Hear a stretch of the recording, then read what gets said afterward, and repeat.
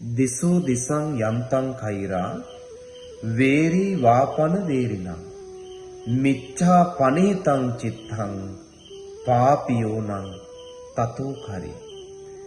ධම්මපද පාළියේ චිත්ත වග්ගයේ සඳහන් වෙන මේ උතුම් වූ ගාථා ධර්මයේ බුදුරජාණන් වහන්සේ නන්ද ගෝපල්ලගේ මරණය සම්බන්ධයෙන් දේශනා කළ උතුම් වූ ගාථා ධර්මය.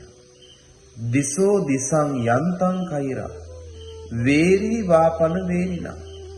සොරෙක් තවත් සොරෙකුට යම් අපරාධයක් කරයිද?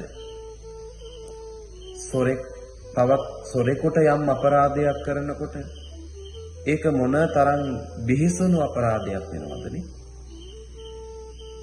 ඒ වගේම තමයි වෛරක්කාරයෙක් තවත් වෛරක්කාරයෙකුට යම් අපරාධයක් කරයිද? ඒකත් මහා බිහිසුණු අපරාධයක් වෙනවා.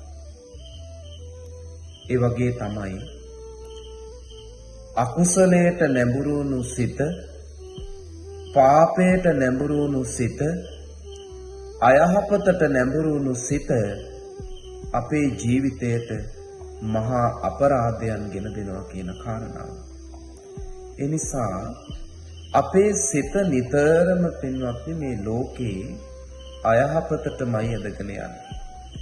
අපේ සිත නිතරම අකුසලයටමයි ඇදගෙන යන්නේ.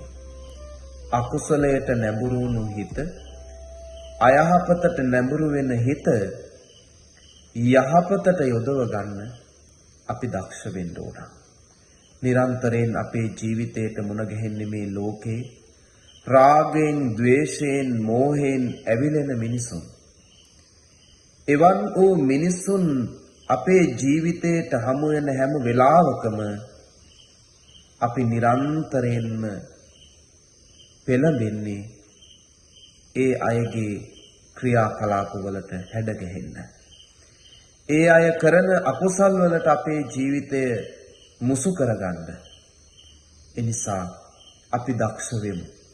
අපේ සිත පාලනය කරගෙන ධර්මය තුල හිත පිහිටවාගෙන ධර්මය තුල ජීවිතය ගත කරගෙන ධර්මානුකූලව ජීවත් වෙමින් මේ සසර දුකින් මිදෙන්න අපි නිරන්තරයෙන් වීර්ය වඩමු.